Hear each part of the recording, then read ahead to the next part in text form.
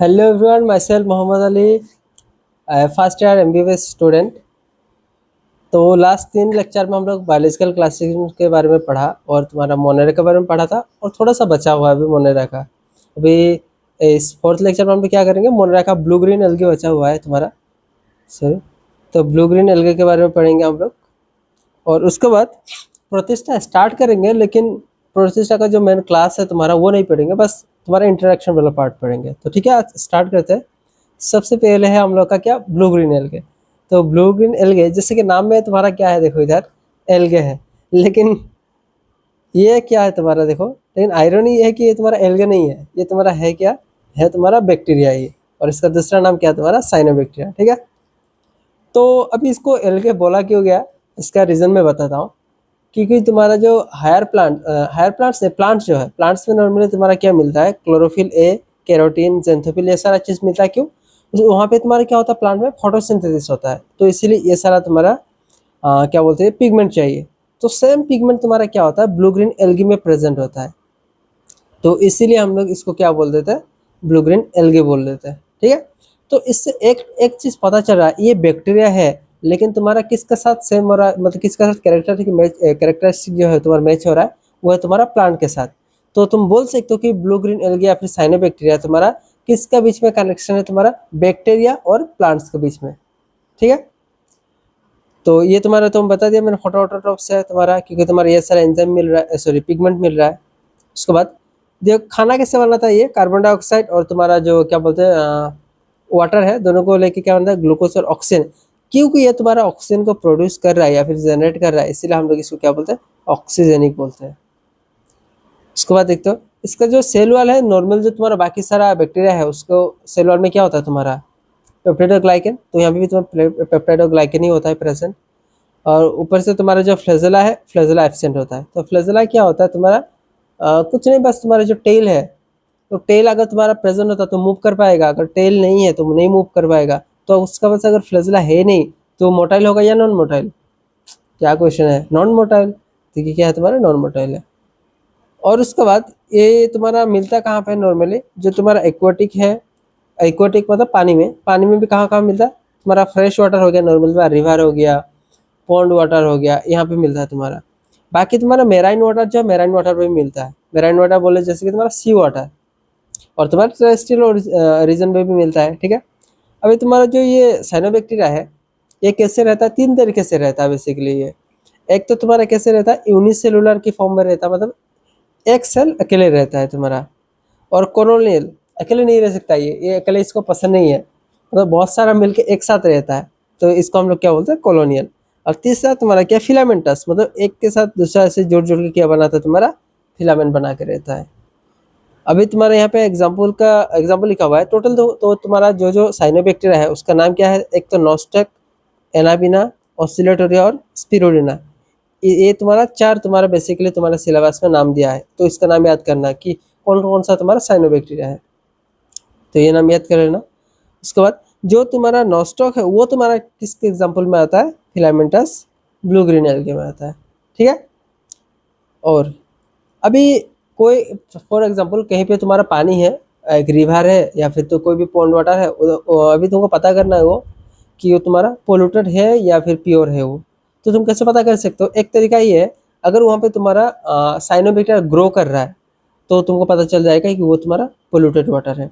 क्योंकि तुम्हारा जो साइनोबैक्टीरिया है ना, वो तुम्हारा क्या करता है, पोल्यूटेड वाटर पे ही ग्रो करता है, और एक तुम्हारा टॉक्सिन रिलीज करता है।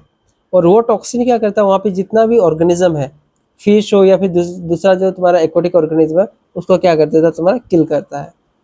और ये तुम्हारा जो ब्लू ग्रीन एल्गे जो तुम्हारा जहाँ पे ग्रो करता है, जो स्ट्रक्चर बनाता है ग्रो करके, उसको हम लोग क्या बोलते हैं, एल्गल ब्लूम या फिर वाटर ब्लूम बोलते हैं। ठीक है, उसके बाद तुम्हारा जो क्या बोलते हैं, एनाबिना था, मतलब इसी का एग्जाम्पल।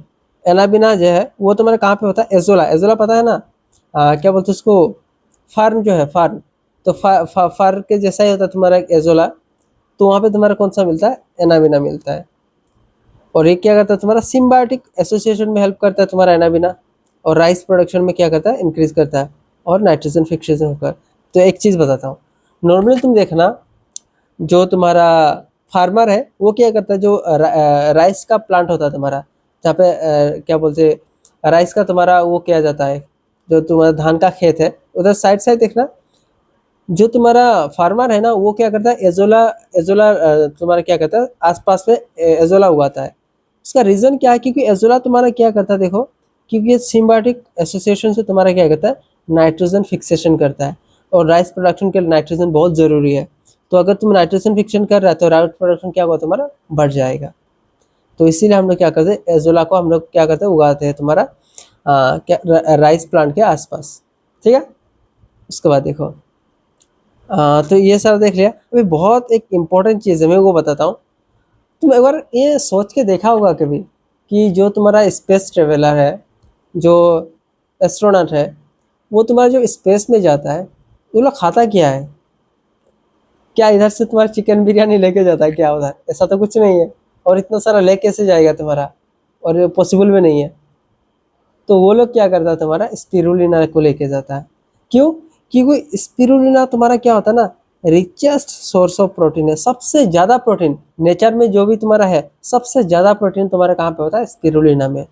तो इसीलिए हम लोग क्या करते हैं, स्पेस फूड के हिसाब से हम लोग इसको यूज़ करते हैं। और ये इसी को हम लोग क्या बोलते हैं, सिंगल सेल प्रोटीन भी बोलते हैं। तो ये क्वेश्चन आता है कि स्पेस फूड या फिर सिंगल सेल प्रोटीन किसको बोलते हैं हम लोग, स्पिरुलिना, जो कि किसका एग्जाम्पल है, तुम्हारा साइनोबैक्टीरिया का एग्जाम्पल है। ठीक है, उसके बाद है तुम्हारा हाँ हेटेरोसिस्ट। हेटेरोसिस्ट क्या होता है, मैंने जस्ट अभी क्या बताया था, तुम्हारा जो एनाबिना है वहाँ पे तुम्हारे वो क्या करता है, तुम्हारा नाइट्रोजन फिक्सेशन में हेल्प करता है, या फिर एजोला बोलो, एजोला के लिप में रहता है, तो नाइट्रोजन फिक्सेशन में हेल्प करता है।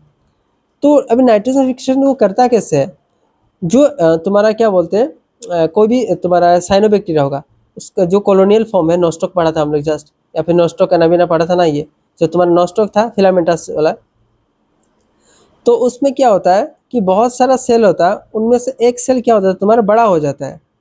तो साम फिलामेंटस ब्लू ग्रीन ईगल, जैसे कि तुम्हारा नोस्टॉक हो गया, एनोवेना हो गया, उसमें क्या होता है एक सेल बड़ा हो जाता है, लार्ज और स्पेशलाइज्ड हो जाता है और थिक वाल हो जाता है, जो कि तुम्हारा क्या होता है, इम्परमिएबल टू ऑक्सीजन। और इसके अंदर तुम्हारा क्या होता है, ऑक्सीजन नहीं आ पाता, क्योंकि उसका मेम्ब्रेन क्या थिक।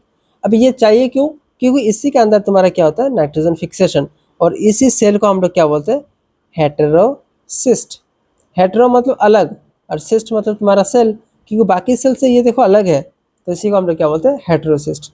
और जो बाकी सारा तुम्हारा सेल है वो क्या करेगा, तुम्हारा फोटोसिंथेसिस। ये फोटोसिंथेसिस क्यों नहीं कर पाएगा, क्योंकि इसके अंदर ऑक्सीजन नहीं आ पाएगा ना, इसीलिए। ठीक है, इसके बाद देखो, जो तुम्हारा ब्लू ग्रीन एल्गे है वो तुम्हारा कवर्ड होता है किससे, जिलेटिनस शीट या फिर म्यूसिलेजिनस शीट। अभी दोनों में तुम्हारा डिफरेंस क्या होता है, ये क्वेश्चन पूछा है कि किससे कवर्ड होता है, तो जिलेटिनस शीट या फिर म्यूसिलेजिनस शीट। जिलेटिनस शीट मतलब क्या होता है, उसमें सिर्फ क्या प्रेजेंट रहेगा, तुम्हारा प्रोटीन। और म्यूसिलेजिनस शीट का मतलब क्या, प्रोटीन के साथ साथ तुम्हारा क्या होगा, शुगर प्रेजेंट रहेगा। ठीक है, ओके। उसके बाद देखते हैं हम लोग, हाँ जो तुम्हारा नॉस्टॉक और एनाबिना है वो तुम्हारा क्या है, एरोबिक है, फ्री लिविंग है, ऑटोट्रॉप्स, लेकिन ये तुम्हारा क्या कहता है, सिम्बायोटिक भी है। ये क्वेश्चन डायरेक्ट आता है। उसके बाद ऑसिलेटोरिया और जो तुम्हारा एलोसिरा, एलोसिरा तुम्हारे यहाँ पे एग्जांपल नहीं है, तो चाहो तो तुम याद नहीं रखने से भी कोई बात नहीं, सिर्फ ऑसिलेटोरिया को याद रखो। ये क्या करता है, जस्ट हम लोग अभी देखा था, नाइट्रोजन फिक्सेशन में हेल्प करता है, और तुम्हारा फ्री लिविंग होता है, और राइस प्रोडक्शन में हेल्प करता है। ठीक है, तो ये दो तुम याद रख लेना। उसके बाद हम लोग को आता है रेड सी। अभी तुमको दो वर्ड पता होना चाहिए, एक होता है तुम्हारा रेड सी और दूसरा होता है तुम्हारा रेड टाइट। तो रेड टाइट अलग है और रेड सी अलग है। तो रेड सी जो है वो तुम्हारा रेड कलर का सी, तुम्हारा रेड अपीयरेंस हो जाता है। तुमको दिखाता हूँ मैं, ये देखो, ये देखो तुम्हारा पूरा सी देखो पूरा रेड रेड है। तो तुम्हारा किसकी वजह से हो रहा है, ये हो रहा है तुम्हारा ब्लू ग्रीन एल्गे की वजह से। और तुम्हारा वो ब्लू ग्रीन एल्गे की तुम्हारा कौन सा है, मतलब कौन सा, मतलब वो नहीं चाहिए, पिगमेंट कौन सा तुम्हारा, ट्राइकोडेस्मियम। एनसीईआरटी में पिगमेंट का नाम नहीं दिया है, तो जस्ट याद रखो कि रेड सी किसकी वजह से होता है, तुम्हारा ब्लू ग्रीन एल्गे की वजह से। ज़्यादा जब पूरा बहुत ज़्यादा जब ग्रो हो जाता है ना, तो उसका जो तुम्हारा ट्राइकोडेस्मियम है उसका पिगमेंट भी ज़्यादा हो जाएगा, ऑब्वियस सी बात है। तो उसका अपीयरेंस क्या हो जाता है, तुम्हारा रेड हो जाता है। और जो तुम्हारा रेड टाइड है वो तुम्हारा डाइनोफ्लेजिलेट, वो तुम्हारा प्रोटिस्टा का एग्जाम्पल है। तो उसके वजह से तुम्हारा क्या होता है, रेड टाइड। और ब्लू ग्रीन एल की वजह से तुम्हारा क्या होता है, रेड सी। दोनों ये कंफ्यूज मत करना। रेड सी किसका वजह से होता है? Blue green algae. और रेड टाइट किसका वजह से होता है? तुम्हारा प्रोटिस्टा, डाइनोफ्लेजिलेट। देखो कैसे याद रखोगे, रेड सी के लास्ट में क्या है? ए है, और ब्लू ग्रीन एल्गे के लास्ट में देखोगे ए है, BGA। तो इसे याद रखना। उसके बाद है तुम्हारा प्रोटिस्टा। प्रोटिस्टा के बारे में हम लोग इतना ज़्यादा नहीं देखेंगे, जस्ट अभी स्टार्टिंग करेंगे। तो प्रोटिस्टा तुम्हारा क्या है? देखो जो प्रोटिस्टा है तुम्हारा, ये कुछ इस टाइप का है ना कि मतलब इसका जो बाउंड्री है तुम्हारा वेल डिफाइंड नहीं है। मतलब इस टाइप का है कि कुछ कुछ बायोलॉजिस्ट इसको क्या बोलते हैं? प्लांट बोल देते हैं, और कुछ कुछ बायोलॉजिस्ट इसको क्या बोलते हैं? फोटोसिंथेसिस प्रोटिस्टा बोल देते हैं। रीज़न क्या है? क्योंकि इसका जो कैरेक्टरिस्टिक है प्रोटिस्टा का, वो तुम्हारा प्लांट के साथ भी मैच होता है, एनिमल के साथ भी मैच होता है, और फंजाई के साथ भी मैच होता है। अबे क्यों? हम लोग फर्दर चैप्टर में पढ़ेंगे क्यों ऐसे है। और तो इसका ये तुम्हारा प्रोटिस्टा क्या होता है? Unicellular eukaryotes. हमने सबसे पहले क्या देखा था? जो तुम्हारा मोनेरा है, तो मोनेरा क्या था तुम्हारा? यूनिसेलुलर था, लेकिन प्रोकैरियोट्स। और एक ही तुम्हारा यूनिसेलुलर यूकेरियोट्स है, बाकी जितना यूकेरियोट्स है सारा तुम्हारा क्या है? मल्टीसेलुलर। और एक ही तुम्हारा यूनिसेलुलर यूकेरियोट्स है, वो तुम्हारा कौन सा? प्रोटिस्टा। तो इंपॉर्टेंट है, याद रखना ये। तो इसके बाद तुम्हारे न्यूक्लियस में उसके बाद मेम्ब्रेन बाउंड ऑर्गेनेली ये सारा प्रेजेंट होता है। ऑब्वियसली यूकेरियोट्स हो तो ये सारा चीज़ तो होगा ही, कैरेक्टरिस्टिक है यूकेरियोट्स का। और कुछ प्रोटिस्टा में क्या मिलता है तुम्हारा? फ्लैजेला, और कुछ में तुम्हारा सिलिया भी मिलता है।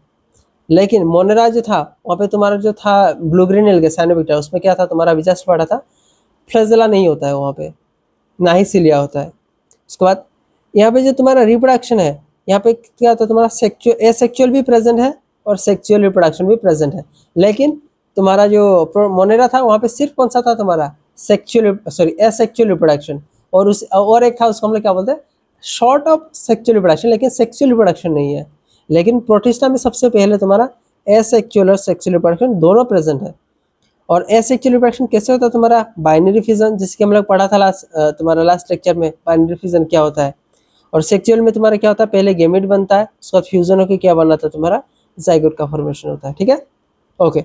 अभी मेनली तुम्हारा प्रोटिस्टा कहाँ पे मिलता है? वो तुम्हारा मिलता है कहाँ पे? पानी में, एक्वेटिक होता है। और तुम्हारा टोटल जो प्रोटिस्टा है उसका एग्जाम्पल क्या क्या है तुम्हारा? क्राइसोफाइट्स है, डाइनोफ्लेजिलेट्स है, यूग्लेनोइड्स, स्लाइम मोल्ड्स और प्रोटोजोआ। तो इसको हम लोग एक एक करके लास्ट, अभी मतलब लास्ट में तो सॉरी लास्ट नहीं, नेक्स्ट लेक्चर में हम लोग ये जो तुम्हारा टोटल 5 है, ये 5 ग्रुप के बारे में हम लोग पढ़ेंगे। और लास्ट, हाँ लास्ट मतलब सॉरी लास्ट बोल रहा हूँ मैं क्यों, नेक्स्ट चैप्टर में हम लोग इसको खत्म भी कर लेंगे, मतलब प्रोटिस्टा को खत्म करेंगे, उसके बाद हम लोग फंजाई में जाएंगे। तो ऐसे करें, इजी है चैप्टर। अगर तुम रोज देखोगे ना इसको और धीरे धीरे करके तुम अगर रिवीजन करोगे, बहुत इजी है।